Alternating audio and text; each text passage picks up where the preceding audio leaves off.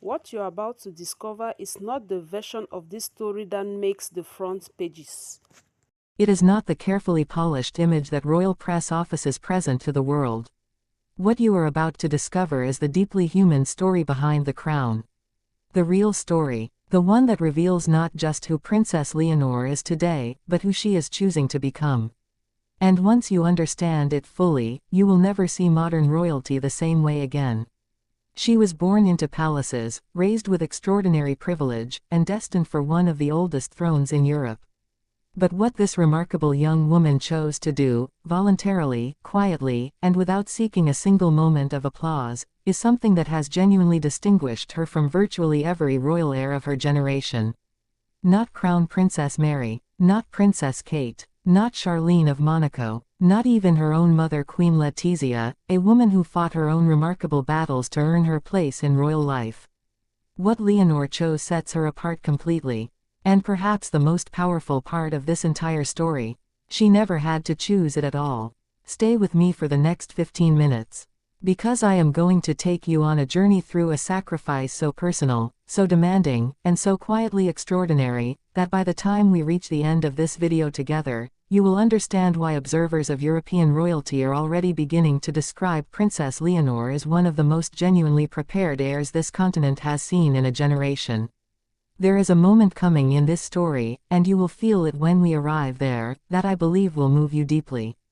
I want you to stay with me until we reach it. Because that moment changes the entire meaning of everything that comes before it. To truly appreciate what Princess Leonor has sacrificed, and why it matters so profoundly, you need to first understand the world she entered on the day she was born. October 31, 2005. Madrid, Spain. A baby girl arrived who would quietly begin reshaping the future of one of Europe's oldest monarchies. Leonor de Bourbon, eldest daughter of then Prince Felipe and Letizia Ortiz, a former award-winning television journalist who had herself broken every expectation simply by choosing to marry into Spanish royalty. From her very first moments in the world, Leonor's path was written in history. She would one day become Queen of Spain. The leader of a nation of 47 million people. The living continuity of a royal tradition stretching back more than 8 centuries. In most royal families across Europe, this kind of destiny arrives with a very specific and very comfortable kind of preparation. Prestigious private schools carefully selected for their discretion and academic excellence. World-renowned universities where future monarchs study surrounded by security and carefully managed environments. Ceremonial military roles designed to add credibility without genuine hardship. State banquets, diplomatic handshakes, charity foundations bearing royal names. The careful, managed, thoroughly comfortable path toward a crown. That path was completely available to Leonor. King Felipe could have chosen it for his daughter. Most monarchs in his position would have considered it not just acceptable but entirely appropriate. But King Felipe remembered something important. He remembered what genuine preparation actually requires. He had watched closely how monarchies that failed to earn public trust eventually struggled to survive in a modern world that was growing less and less patient with inherited privilege. And so he made a decision, a deeply considered, genuinely courageous decision, that would shape his daughter's life in ways that even those closest to the Spanish royal family did not fully anticipate. He decided that Leonor would not simply inherit a crown. She would prepare herself to deserve it. And here, right here, is where this story begins to reveal something extraordinary. Because what that decision actually meant in practice, what it truly required of a young woman who had grown up surrounded by every comfort imaginable. That is the part of this story that has never been told completely. Before I tell it, I want you to sit with a question for just a moment. Think of someone you genuinely admire. Someone whose character you respect deeply. Someone you believe has real integrity. Now ask yourself, what did that person choose to do when nobody was watching? What did they sacrifice when there was no applause waiting on the other side? Hold that question, because Princess Leonor's answer to it will stay with you long after this video ends. August 2023. Across Spain and Europe, young people of Leonor's generation were preparing for university applications, planning adventures, and enjoying what remained of the long summers of their youth. Princess Leonor reported for duty at the General Military Academy in Zaragoza, Spain. Now, and this is genuinely important, before any image forms in your mind of a comfortable ceremonial arrangement with royal accommodations and careful exceptions for the future queen, I want to be completely clear about what this institution actually is. The General Military Academy in Zaragoza is not a symbolic posting. It is not a photo opportunity dressed in military uniform. It is one of the most respected and genuinely rigorous military training institutions in all of Europe. An institution with a proud and demanding tradition that makes absolutely no adjustments for rank, background, or personal circumstance. Cadets at Zaragoza rise before the sun every single morning.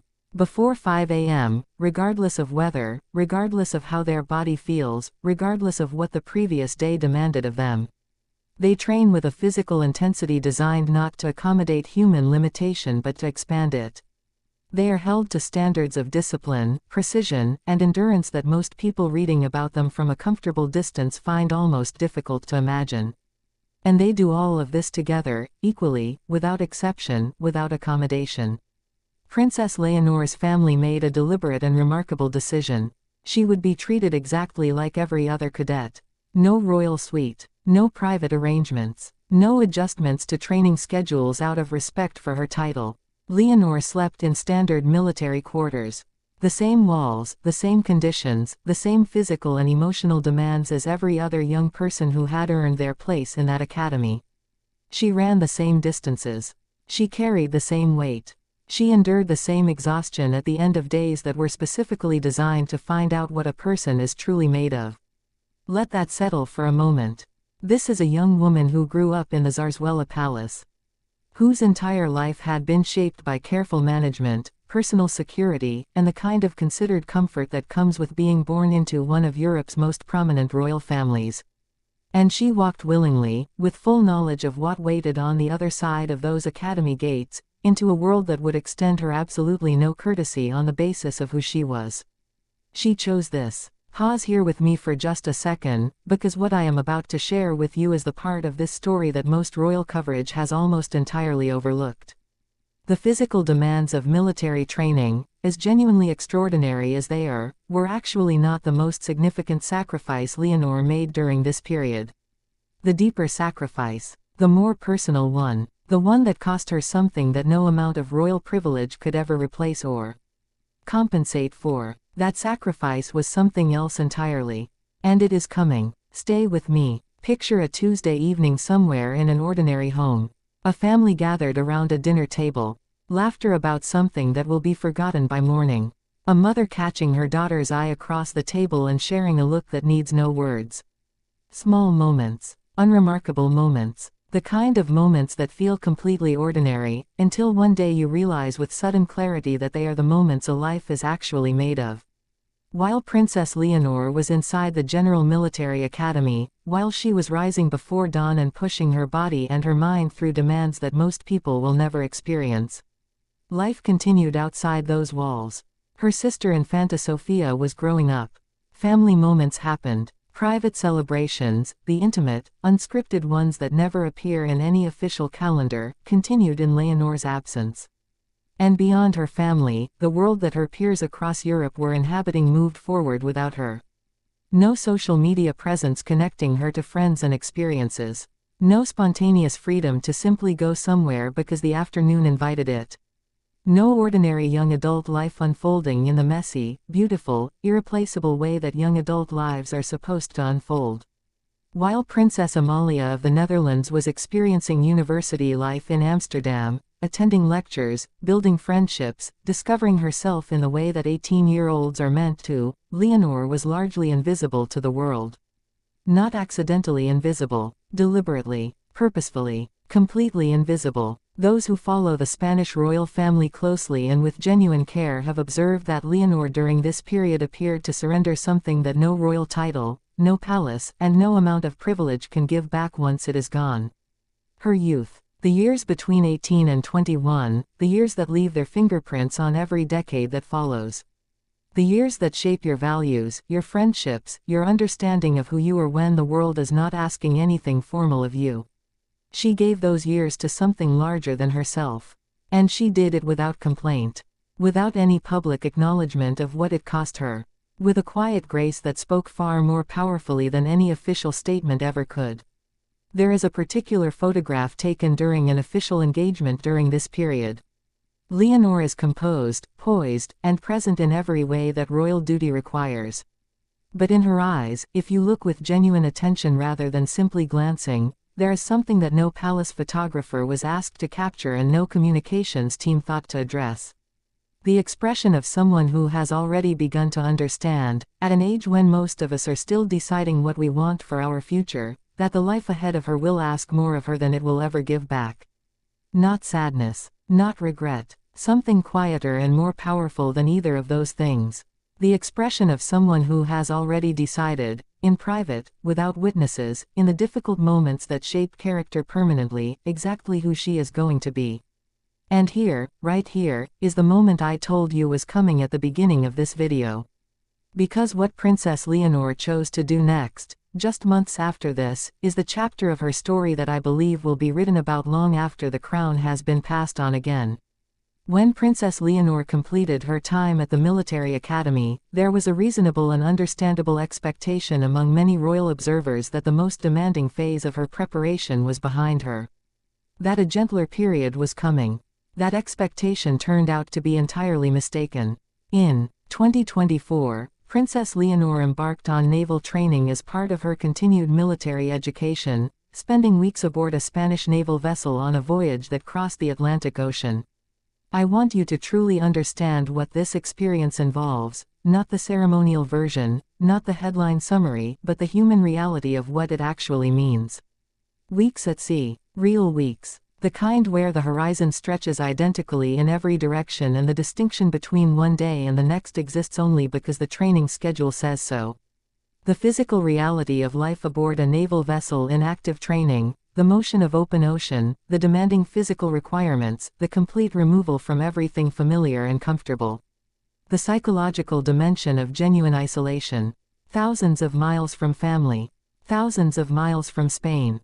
In an environment where your title means nothing and what you are actually made of means everything. And Leonor was 18 years old. 18 years old. Months past the birthday celebration that was watched with warmth and pride by millions of people across Spain and internationally. Somewhere in the middle of the Atlantic Ocean, far from every palace and every protocol and every comfort that her life had been built around. She continued. Those involved in the naval training program have spoken with genuine admiration about the commitment they observed in Princess Leonor during this period. Not the performance of someone fulfilling an obligation reluctantly. Not the careful image management of a royal going through necessary motions. The authentic, unperformed dedication of a young woman who had clearly made a deep personal decision about what kind of queen, and what kind of human being, she intended to become. And this is the understanding that changes everything about how we see Princess Leonor's story. Her sacrifice was never simply a preparation strategy. It was never just a calculated path to a better public image or a stronger claim to the throne. It was something far more personal than that. It was Leonor choosing, in the most private and demanding circumstances imaginable, to find out who she truly was before the world told her who she needed to be. That is not a royal decision. That is a profoundly human one. And it is the kind of decision that leaves a permanent mark on the soul of a person, and eventually on the history of a nation. To understand the full significance of what Princess Leonor has chosen, it helps to look across Europe at the generation of young royals who will shape the future of monarchy on this continent. Prince Christian of Denmark is a genuinely engaging and well-regarded young royal. Warm, publicly visible, thoughtfully prepared for his future role.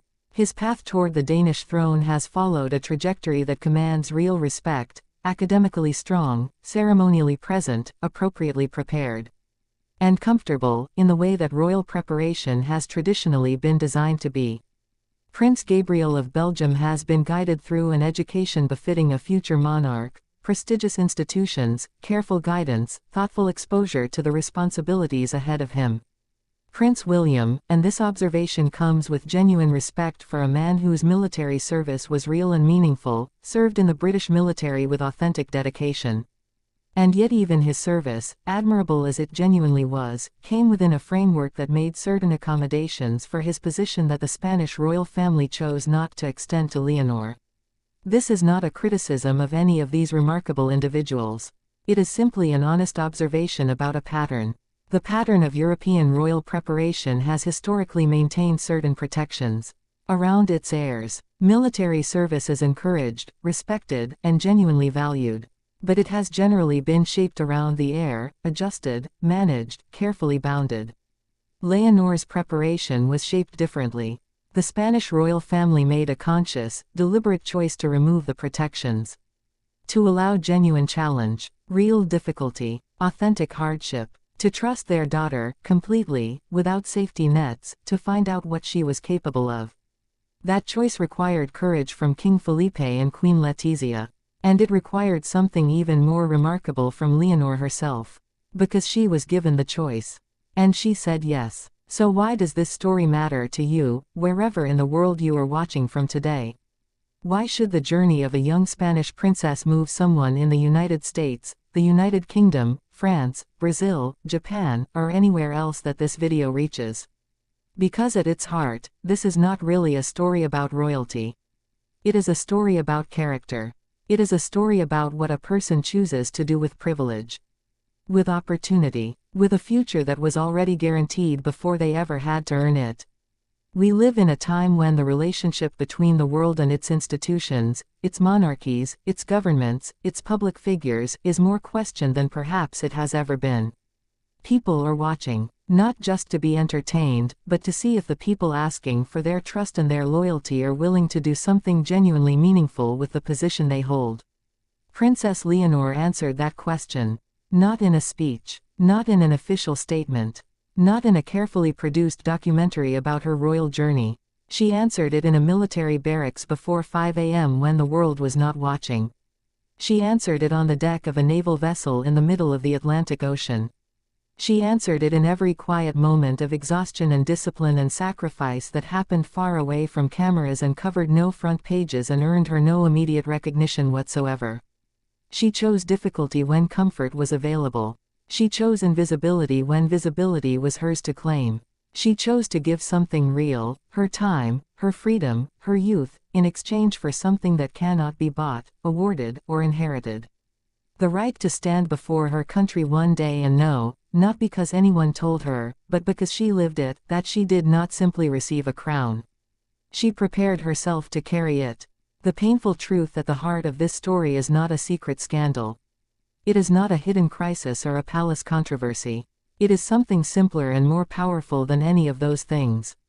It is the reminder that the sacrifices that genuinely define us, the ones that shape who we actually become, almost never happen in the light. They happen in the difficult, unglamorous, quietly demanding moments when nobody is watching, and the only measure of who you are is what you choose to do anyway. That is where Princess Leonor has been building herself into a queen. And that is why, when she finally stands before Spain and the world, and accepts the full weight of a crown she has already been carrying in private for years, she will not just be ready because history made her so. She will be ready because she chose to be. Before you go today, I want to ask you something genuinely. Not as a channel prompt.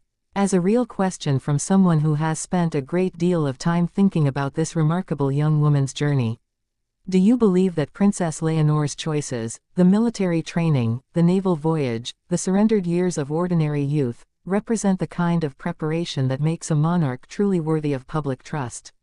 Or do you believe that in the modern world, a different kind of preparation matters more?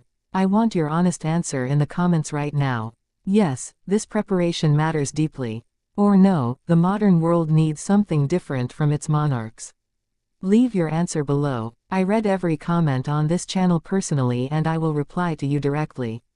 If this video gave you something genuine, a new perspective, a moment of reflection, a story that stayed with you, please take 1 second to hit the like button right now. That single action helps Royal Hearts United reach thousands more people around the world who care about the real stories behind the crowns.